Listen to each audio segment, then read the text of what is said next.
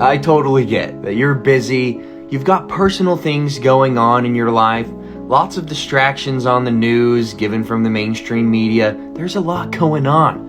But I don't know if you realize this, but it's been over a year since the Georgia Guidestones were blown up, and nobody's talking about it anymore. And if you don't know what the Georgia Guidestones are, it's a bunch of tall stone tablets where it has written on them the same exact text in a bunch of different languages. One of the wonderful things that whoever put up this monument thought to put on here was maintain humanity under 500 million in perpetual balance with nature.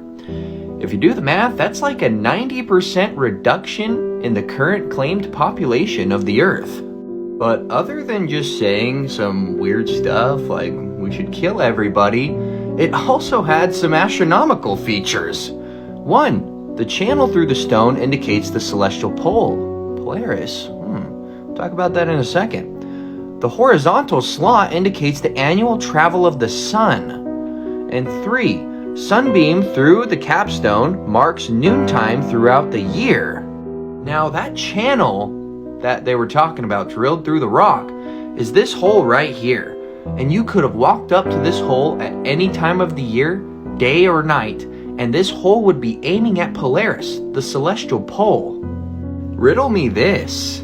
How are we supposed to believe this worked if this is the movements of our solar system? The entire solar system is moving 500,000 miles an hour, 4.9 billion miles in a single year through space. We're tilted on an axis, precessing, wobbling, while we're supposed to believe we're orbiting the sun at 66,616 miles an hour on average.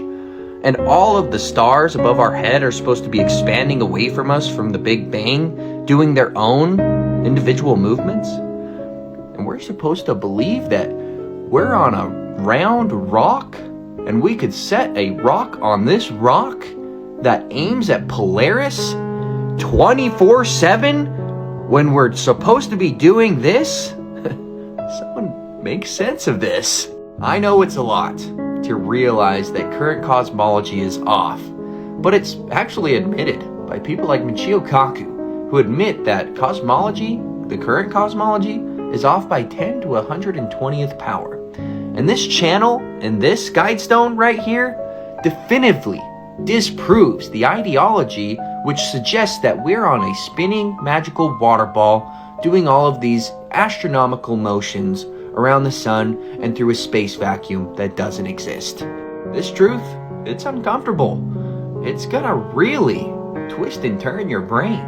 But once you realize that everything is cyclical and the sky is a clock, and the Georgia Guidestones, that horizontal hole that was cut into those stones, it measured the equinoxes and solstices of the year. Why do you think that the sun makes this analemma every year? It makes this infinity shape. And we have to believe that a Mars-sized planet came and hit the Earth and caused all of this cyclicalness? Yeah, right, buddy. The Earth's flat, and we live on the inertial plane or block domain wall of the magnetic perturbation that starts at the center of the Earth. There's no South Pole. And when you look at the movements of the wandering stars, or so-called planets, and then you look at a magnetic field, something might be going on. I suggest that maybe the sky moves off magnetism and not gravity.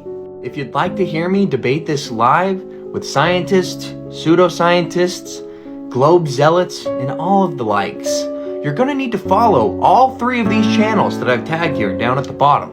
I debate on all 4 of them because I am extremely censored for this information. Share this video. Get it out to the people. Let's prove to everybody that God's true creation is a level topographical plane with the stars and the moon and the sun moving above us. We are not moving. Have a good one.